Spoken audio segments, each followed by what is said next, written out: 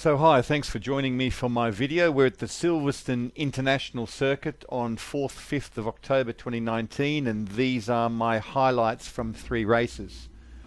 So race 1 start, we had a dry track. This is Saturday afternoon. I qualified 16th out of 19th, so very first time ever driving at Silverstone. I'll rabbit on about that a bit later on, but yeah, felt pretty momentous leaving pit lane and seeing where Roman Grosjean spun going up the pit lane hill and where Jenson Button's wheel fell off after a pit stop. So it just felt pretty cool. This circuit's very much a power circuit. There's a lot of long straights, and it's a good place to find out if your car's running nicely. As the intro showed, I had some jobs to do which were done on the car to make it work better. The brakes made a massive difference. So here we are getting away at the start. I don't get an awesome start. I'm on tyres that have done, well, they've done, including this one, 5 race meetings, so coming up to 20 heat cycles. The guys around me are on brand new rubber, and you just get a better launch, and that's the excuse I'm going to stick with.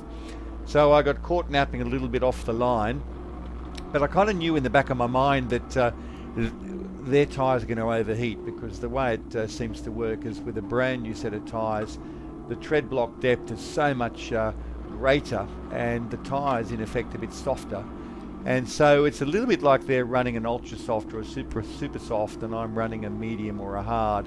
Mine will take a little bit longer to come in, and theirs with a bit of a beating will sort of get bashed up a bit. So as you can see there, those 2 guys have gotten past me. There's someone else behind me as well who's still pretty ambitious, but I'm just hanging in here over the opening laps as we head down Hanger Straight and into Stowe. Stowe is a really fun corner. Got to know it a little bit better and started to really enjoy it.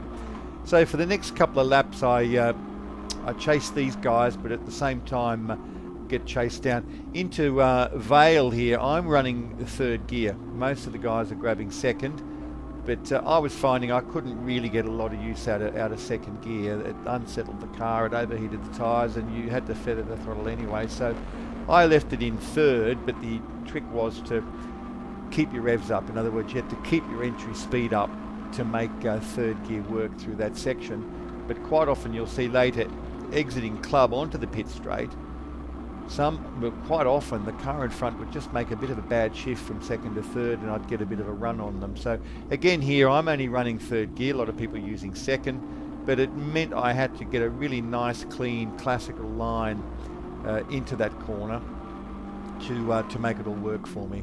So I'm here chasing these guys. I'm going to skip a couple of laps now because all I do is sort of chase these guys, but the guy behind me at the same time, he's making pretty good efforts at the opening section here, and he's chasing me down. So we're now a lap or 2 later for the subject of brevity, and you can see the guy in the white car, he's starting to have a good look at me, and in fact my hesitation into that corner really gave him a bit of a chance. I had a bit of a look up the outside there on the blue car and ran wide onto the rumble strip. So we're commencing lap 4. Turn 1, Abbey, tons of fun as well. I found you needed to get the apex right there, and then you can carry good speed. I'm trying to come over very nicely to the left at the exit of Farm to really get a good line into this tight corner, which name will come back to me shortly, and then get a nice clean run over. This is the link. We now dive across to the exit of Maggots, Beckett's, and onto Hanger Straight. So if you were driving the full circuit, you'd be coming in here onto Hanger Straight. On the international circuit, we use a little link, dive onto Hanger Straight, where we're hitting about 185 kilometers per hour on Hanger Straight. At this stage in this race 1, I'm benefiting from an oil change. I've got some nice Castrol Edge oil of the appropriate grade on board, replacing my old cheap Motor Factor oil. But I hadn't yet cleaned my air filter, and that was a conversation that occurred later. So this white car's gotten past me, and I'm going to now have to start attacking him. You can see the next 2 cars up the road are really starting to pull a bit of a gap, and at this stage I'm thinking I really need to clear this white car on lap 10, so we're past the midpoint of the race, and I'm thinking I need to clear this white car if I'm going to have any chance of moving up onto the next 2 cars up the circuit. And if If somebody had said to me, would you think now that you could get past all three of these cars before the finish, I'd probably say unlikely. But I managed to dive down the inside here and take the position back from the white car and then set out in hot pursuit.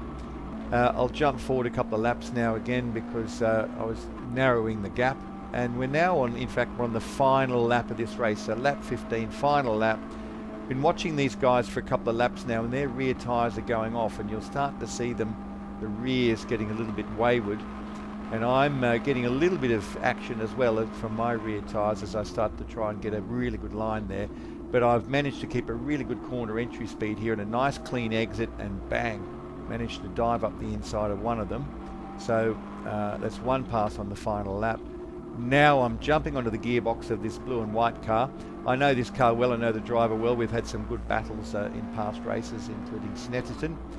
So I'm getting a good slipstream down Hanger Straight now, and with the benefit of that, on the thread. So you can see here he's resolutely moved over to cover.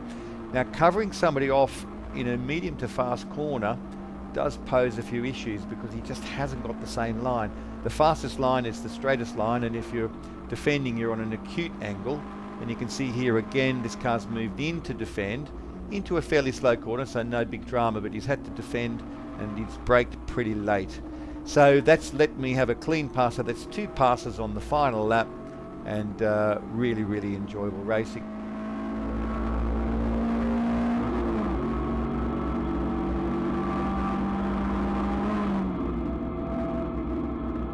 So with a wet track and old tyres, as I've been banging on about it, I wasn't expecting much. But there was grip there, and I moved forward in the race. I moved forward 2 or 3 positions from my starting position of 15th. We start where we finished the day before. So I started 15th and moved forward 2 or 3 positions. Had some good fights, had a really good fight with the bloke who podiumed 3 times in Donington and held him off. So beat him, and feeling pretty pumped. It almost feels like a bit of a rite of passage, your first wet track. This is my first race really on a proper wet track, and it went alright, so I feel kind of pro now. Anyway, signing out. So you joined me here on the grid for race 2, wet race, and on the 2 green flag laps, the track felt pretty good. There was actually grip to be had. My start was nothing fantastic. Once again, lack of tread depth on my well-used tyres gave a couple of guys the jump on me, but my car was feeling good and I was really, really ready to go for it. So I'm just staying safe at the minute because Sector 1 is a bit risky in the best of times, and Sector 1 at the start of a wet race is quite fraught. So I've taken the opposite philosophy here. I've gone down the inside of this particular corner, Village Corner, because not because it's fast, but because if anybody falls off the track, they're not going to fall into me. So I just took that line purely for safety's sake. And now everyone's feeling their way around, and this becomes quite a fun first lap. So I've got a car there on my right that I battled in the earlier race. Big loss of traction there as the left tyres go off on the grass, and that car manages to push back and get ahead of me. So I'm coming down here, down Hanger Straight and into Stowe. The blue and white cars in front of me, and the silver cars in front of me, but I outbrake the blue and white car into Stowe, and then turning into Stowe, feeling for the grip. You can see the hand movements as I'm just working out how much rear grip we've got, and I managed to drive around the outside of a very strong driver actually. That guy podiumed 3 times last time out in Donington. So that was my little moment where I felt good in the wet, to have a strong opening lap, albeit after they'd out-dragged me off the line, but to gather in 2 other drivers on the first lap, big moment there, as the rears had a habit of just wanting to skip out there. The moment you pass that apex curve in the final corner, club, and yeah, that had to be managed continually all the way through the race. Every time I rounded club, the rear of the car would just want to flick out to the left, so I was preemptively doing a little bit of counter steering then as the rest of the wet race continued on. So I've got some good solid drivers in front of me. I've got a guy behind me who I've never beaten. Well, I've raced against him over 2 race weekends, and just to remind you, he podiumed 3 times and won one event at Donington. So he's in my rearview mirror, and I'm looking at him thinking, well, I'm feeling this track out going as quick as I can, and he's not hauling me in. So that felt really, really good. We made the classical setup changes to accommodate this wet track by stiffening the front dampers, softening the rear dampers, and significant increase in tyre pressures. And the car was feeling really, really good. I'm managing to get to the apex in stow. I'm having to make corrections there, as you can see on the wheel, but I can feel the car quite well. I can feel the rear end grip, and the car's feeling good. And looking ahead of me, these people aren't pulling massive gaps. So I'll confess I felt pretty mega after this race. There's no more changes of position, so I'll end it there and just say that it was just, as a first proper wet race, it felt mega, and I was pretty happy. Race 3 start, I was trying a modified starting technique, and my initial launch was actually pretty darn good. I've caught some really quick guys in front of me on the grid. I was 13th on the grid, so I had 6 or 7 people behind me, and I've got a really good launch. And into Abbey, touch conservative. I just didn't want to get involved in a pile-up, and a couple of people have snuck underneath me. I'm following that grey car, and look where he's taken me off onto the grass. So the second phase of my start was not good. I was also very conscious that people could be just falling off the track at any time, and I think 1 or 2 slid off the track there. And I'm gradually settling into this race. Now, between race 2 and race 3, I made another little setup change to the car. I cleaned the air cleaner. I was talking to the guys that helped me, and they said, well, how long since you've cleaned your air cleaner? Because we're talking about the colour of the exhaust inside the exhaust pipes, and how when it's nice and grey, that's a good sign, and if it's black and sooty, that's a bad sign. And I said, oh, could that be air cleaner related as well? And they said, yeah, when did you last clean your air cleaner? And my answer was, well, I've never cleaned my air cleaner. So they showed me how to do it, and a lot of rubbish came out of my air cleaner. So I don't know whether it was a placebo or not, whether it just existed in my head, but I'm thinking, right, I'm going to have a little bit of top end to play with now, because my car's going to be breathing a little bit better. So I'm fighting with some guys after my fairly pedestrian start. I'm fighting with some guys here over the opening laps that I think well and truly I can match them or beat them on pace.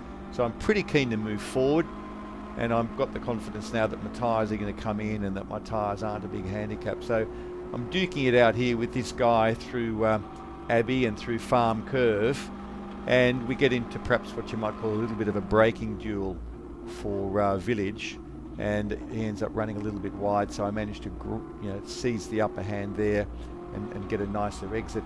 I think over the race as a whole, my performance through Sector 1 tended to be fairly good.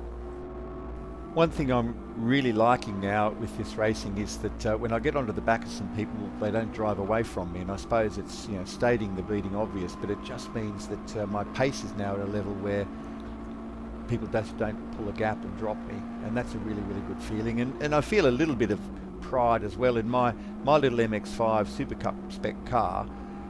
I paid in reality about £8,000 for this car, and some of the cars in front of me here might owe these people somewhere between £16,000 and £18,000 as newly built cars. So I'm running on five meeting old tyres in a pretty budget price car and hanging in with these guys, and I'm feeling pretty darn good about it.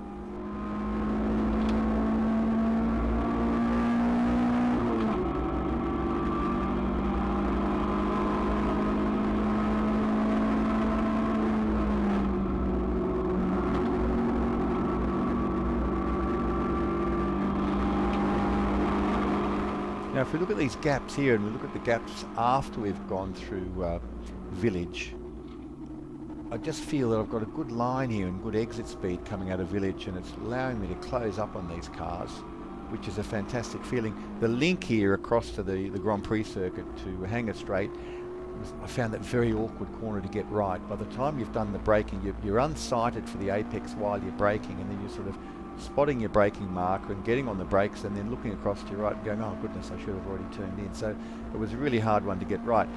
But I'll tell you what's fantastic at the moment, you can see the top end on my car, maybe it's through my freshly cleaned air cleaner, but the top end speed I'm getting, the car's just revving out that little bit better. It's going all the way to 8,000 RPM in fourth, and I don't think I was getting 8,000 RPM in fourth in the previous dry race in race one. So it's allowed me to compete with these guys and get right in amongst them. We've got a bit of a gaggle of cars here fighting, and we're going to have a ding-dong battle throughout the opening laps. Now that chap, he's just gotten past me again, and so is someone else. So it looks like everybody's feeling pretty good now for race 3. Now we're coming up to lap 5. Now getting back to the car performance for a moment, the other thing that's been really noticeable for me was the difference with the new friction materials. I put 4 new discs on, new front pads. The front pads that we use are pretty expensive, but really high performance brake pad from Carbotech. A normal sort of road car brake pad's probably good to about 300 degrees Celsius. These things will function up to about 720 degrees Celsius. So I've had a good, rare occurrence, I've had a good run onto Hangar Straight, and I'm in the slipstream of these 2 cars that I'm fighting, and I've decided, hey, I've got enough top end speed now to attack both of these guys. So I'm trying to get 2 for the price of 1 here into Stowe, and I'm on a suboptimal line, but my car's feeling pretty good into Stowe, so I've managed to keep one of them behind me, and I'm now going to attack this next car over sector 1. But back to the brakes, the braking performance of my car, I was looking at other people's brake lights going and go, why are they braking so early? I was looking at that patch of dirt just before the rumble strip on the right hand side, and that was kind of my average braking marker. And so many other cars were getting on the brakes earlier than I needed to. So with the old discs and pads, I was getting a bit of a judder through the brake pedal, and it just makes you nervous. It's obviously a warped disc or something. And that little judder just means that there's a peak in the retardation, and you're going to get lockups if you go to the limit. So with the new discs and new pads, the difference in my confidence was amazing. The brakes just felt absolutely creamy. I could just pressure them really progressively. I could brake later. I could brake more progressively. So now I've got a good run here. Again, that combination of corners in sector 1, I get a better exit speed and a better run. And I'm afraid I'm going to command the apex this time and send that the blue and orange car onto a much less optimal line and dispense with him. So I managed to get through both those guys in sector 1. Really loving that combination of farm and village corners at the moment, and taking a good line through there.